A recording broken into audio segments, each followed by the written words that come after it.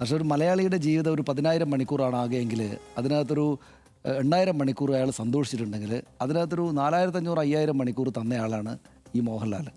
ഈ കാലത്ത് ജീവിച്ച 10-40 കൊല്ലമായിട്ട് 40-ലേറെ വർഷങ്ങളായിട്ട് അദ്ദേഹം അഭിനയ രംഗത്തുണ്ട്. ഈ മലയാളത്തിൻ്റെ സന്തോഷം ഷെയ്ഡായിട്ടുള്ള ഒരു സൊസൈറ്റി എന്ന നിലക്കുള്ള സന്തോഷം മുഴുവൻ സിനിമയാണ് കൂടുതലും നമ്മുടെ ഏറ്റവും പ്രധാനപ്പെട്ട.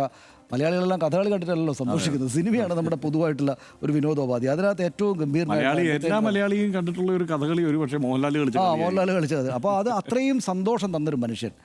അദ്ദേഹത്തിൻ്റെ രാഷ്ട്രീയം എന്താണെന്നൊക്കെ ആളുകൾക്ക് അറിയാം. കുറേ ആളുകൾക്ക് അദ്ദേഹം ഏതെങ്കിലും ഒരു രാഷ്ട്രീയ പക്ഷത്തെ കൂടുതലായിട്ട് എതിർക്കാനോ ഒന്നും അദ്ദേഹം പോയിട്ടില്ല. ഇത് അദ്ദേഹത്തെ കൂടിയാണ് ഇപ്പോൾ ചീത്ത വിളിക്കുന്നത്. ഈ കുട്ടി ഹർഷനിപ്പോൾ പറഞ്ഞല്ലോ, ഈ കുട്ടി വിസ്മയ കുട്ടി എന്ന് പറഞ്ഞപ്പോൾ കഴിഞ്ഞ് എനിക്ക് എന്തോ മോഹൻലാലിൻ്റെ മകളായതുകൊണ്ട് എനിക്ക് എപ്പോഴും കുട്ടി എന്ന് വരികയാണ്. പക്ഷേ അവർ വന്നിട്ട് ഈ പറയുന്ന കാര്യം എന്താണ്, തല്ലരുത് എന്നല്ലേ അവർ പറഞ്ഞുള്ളൂ. ഇവർ പറയുന്നത് ഈ രാഷ്ട്രീയ പക്ഷത്ത് നിൽക്കുന്ന ആളുകളാണല്ലോ രാമായണവും മഹാഭാരതമൊക്കെ ഇങ്ങനെ വലിയ സംഭവമാണെന്ന് പറഞ്ഞിട്ട്, വലിയ സംഭവമാണത് പക്ഷേ അവരുടെയാണ് എന്ന മട്ടിൽ മറ്റാർക്കും വേണ്ട ഞങ്ങളുടെയാണെന്ന് പറഞ്ഞ് കൊണ്ടു നടക്കുന്നത്. മാ നിഷാദ എന്നാണ് ഈ കുട്ടി പറഞ്ഞിരിക്കുന്നത്. തല്ലല്ലേ, അല്ലെങ്കിൽ നിങ്ങൾ അരുത് കാട്ടാള എന്ന് പറയുന്നതിൻ്റെ പിന്നിലെ ഹിംസ പാടില്ല എന്ന പോയിൻ്റേ വിസ്മയ മോഹൻലാലും പറഞ്ഞുള്ളൂ. അത് മാത്രമേ പറഞ്ഞുള്ളൂ. എന്നിട്ട് അവർക്കെതിരെ അങ്ങ് ഹിംസയോട് ഹിംസ എന്തൊക്കെയാണ് പറയുന്നത്. അതായത് മോഹൻലാൽ നമുക്ക് തന്ന ആനന്ദ നേരങ്ങളിലെ പ്രധാനപ്പെട്ട ഒന്നായിട്ടാണ് ഞാൻ അദ്ദേഹത്തിൻ്റെ മകളുടെ സിനിമയിലേക്കുള്ള പ്രവേശനവും ഈ കഴിഞ്ഞ ദിവസങ്ങളിലെ അവരുടെ ഫാമിലിയായിട്ട് വന്നിരുന്ന ഇൻ്റർവ്യൂസിനെല്ലാം കാണുന്നത്. എന്തൊരു മനോഹരമായിട്ടുള്ള കാര്യമാണ്.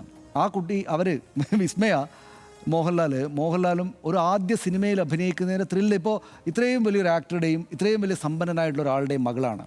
അവർ പക്ഷേ വളരെ നിഷ്കളങ്കമായിട്ടാണ് കാര്യങ്ങളോടും ചോദിക്കുന്നത്. അവർ പക്ഷേ എന്നാൽ വളരെ ഷാർപ്പായിട്ടാണ്. എന്നാൽ ഒട്ടും അഹങ്കാരം പറച്ചിലുണ്ടോ, എനിക്കെതിരെ ആക്രമിക്കുന്ന ആളുകൾക്കെതിരെ 2 വർത്താനം പറഞ്ഞേക്കാന്ന് വിചാരിക്കണം, ഒന്നുമില്ല.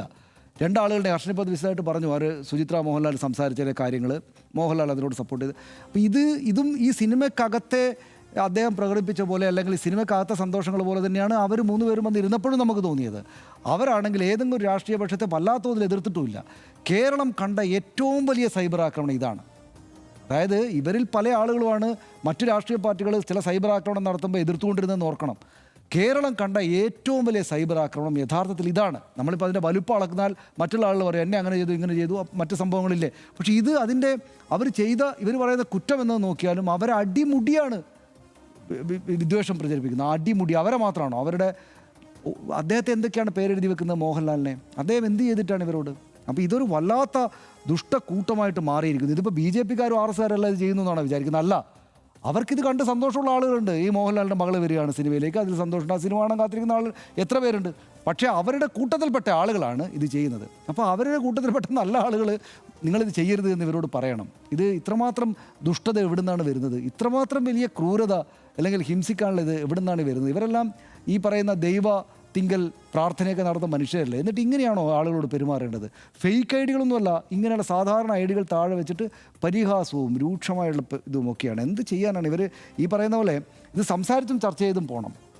കാരണം ആളുകൾക്ക് ഇത്തരം കാര്യങ്ങൾ പറയാനുള്ള അവകാശമുണ്ട് എന്ന് പറയാനുള്ള അതായത് മോഹൻലാൽ പറഞ്ഞിട്ടില്ലേ, നോട്ട് നിരോധനത്തിന് സമയത്ത് മോഹൻലാൽ ഈ സർക്കാരിന് അനുകൂലമായിട്ടുള്ള കാര്യം പറഞ്ഞു. JNUവിലെ സമരമുള്ള സമയത്ത് കുട്ടികൾ പഠിക്കണമെന്ന അഭിപ്രായം പറഞ്ഞു. അദ്ദേഹത്തിനെതിരെ അദ്ദേഹം വിമർശനം ഉണ്ടായി. അതിന് വിമർശനം എന്നാണ് പറയുക. അതായത് അദ്ദേഹത്തിൻ്റെ എതിർപക്ഷത്തിലുള്ള രാഷ്ട്രീയത്തിലുള്ള ആളുകൾ അദ്ദേഹത്തെ വിമർശിച്ചു, അതിന് വിമർശനം എന്നാണ് പറയുക. വിമർശമാകാം, ഇത് പക്ഷേ ചീത്ത വിളിയാണ്. അതിനകത്തൊരു കാര്യം കൂടിയുണ്ട് തനിഷേ. സാധാരണ ഈ സെലിബ്രിറ്റികൾക്കൊക്കെ അവർ നേരിടുന്ന ഒരു പ്രശ്നം, പ്രത്യേകിച്ച് സിനിമാ മേഖലയിലുള്ളവരൊക്കെ ഇതുപോലെ ഒരു ചീത്തവിളി നേരിട്ടാൽ പെട്ടെന്ന് അങ്ങ് തളരുക മാത്രമല്ല അവരാകെ പിന്നീട് ഒരു പ്രതികരണത്തിന് തയ്യാറാവാതെ പിൻവാങ്ങും. മലയാളത്തിൽ അത് പ്രത്യേകിച്ചുണ്ടെന്നാണ് എനിക്ക് തോന്നുന്നത്. മറ്റു ഭാഷകളിലൊക്കെ ആളുകൾ കുറേ കൂടി സിനിമാ താരങ്ങളൊക്കെ രാഷ്ട്രീയമായി പ്രതികരിക്കുന്നവരാണ്. മലയാളത്തിൽ വളരെ കുറവാണ് രാഷ്ട്രീയമായി. അങ്ങനെ രാഷ്ട്രീയം എന്ന് പറഞ്ഞാൽ രാഷ്ട്രീയം പറയണം, ഏതായാലും കക്ഷി രാഷ്ട്രീയം പറയണം എന്നല്ല, ഒരു വിഷയത്തിൽ പ്രതികരിക്കാൻ ശേഷി കാണിക്കുന്നവരുടെ എണ്ണം വളരെ കുറവാണ്. ജന്തർ മന്തർ സമരത്തിലാണ് പിന്നീടും കുറേ പേരൊക്കെ പ്രതികരിച്ച് നമ്മൾ കണ്ടത്. വളരെ അപൂർവം പേരേ ഉള്ളൂ. ഇവർ ഇങ്ങനെ ഒരു അഭിപ്രായം പറയുന്നു, അവരെ അങ്ങ് ആക്രമിച്ച് ഇരുത്തിക്കളയാം എന്നുള്ളതാണ്. അതിനകത്ത് എനിക്ക് വിസ്മയക്ക് മലയാളം അറിയില്ലോ എന്നുള്ള എൻ്റെ ഒരു വിഷമമായിരുന്നു. കാരണം ഈ മോഹൻലാലിനെ പോലെ നമ്മൾ ആരാധിക്കുന്ന ആളുകൾ നമ്മുടെ മാതൃഭാഷ പഠിക്കാൻ കുട്ടികളെ പ്രേരിപ്പിച്ചില്ലോ എന്ന്. അദ്ദേഹം ഒന്നിനും പ്രേരിപ്പിച്ചില്ല, അവരെ സ്വതന്ത്രമായിട്ട് വിടുകയാണ് ചെയ്തത്.